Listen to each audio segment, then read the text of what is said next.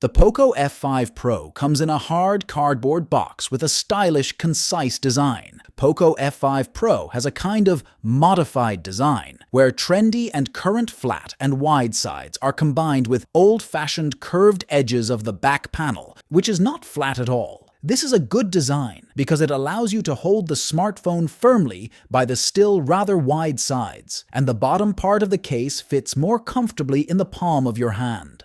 Under the rear glass, a beautiful backing, stylized under carbon, but it's just a drawing. In fact, the surface is absolutely smooth, lacquered, slippery, and stained. In the hand, the device is unreliable. The camera unit protrudes significantly beyond the body, so the device wobbles when working with the screen on hard surfaces and lies unstable. The side buttons are large, easy to find blindly, have a good elastic response. There are no complaints about the location.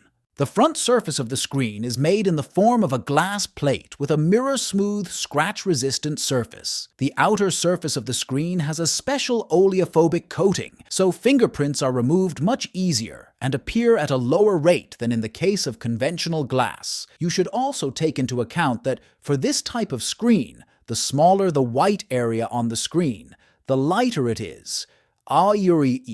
The actual maximum brightness of the white areas will almost always be higher. As a result, given the excellent anti-glare properties, readability during the day in the sun should be at a good level. With manual control and when the day mode function is activated in very bright light, the brightness increases, even if it has been set to a lower value. The smartphone is equipped with a set of 3 rear cameras: main, wide angle, and macro, but the camera with a long lens, realizing optical zoom, smartphone Poco did not get, so it is already clear that this is not a photographic flagship.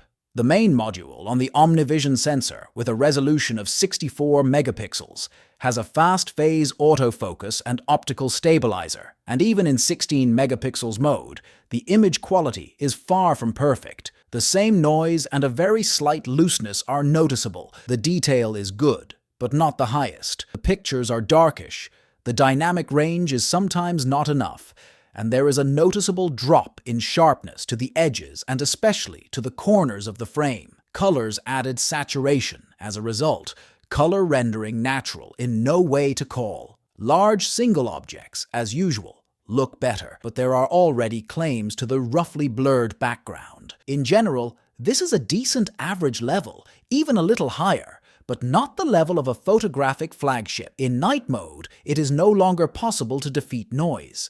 The processor clearly loses in the fight against them, and it turns out quite loose and little detail in small objects. Color rendering is unnatural, embellished.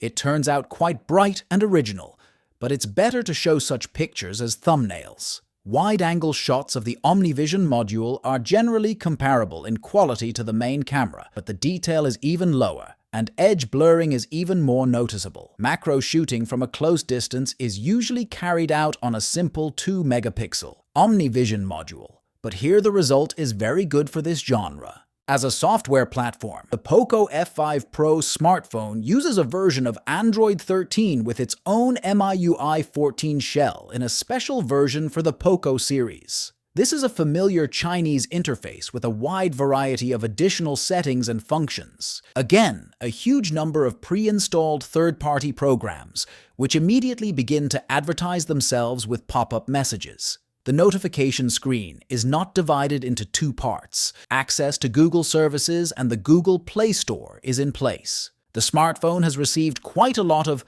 flagship features and clearly claims a high position in the market, being still noticeably cheaper than true flagships. The most powerful platform allows you to consume any content and play the most demanding games.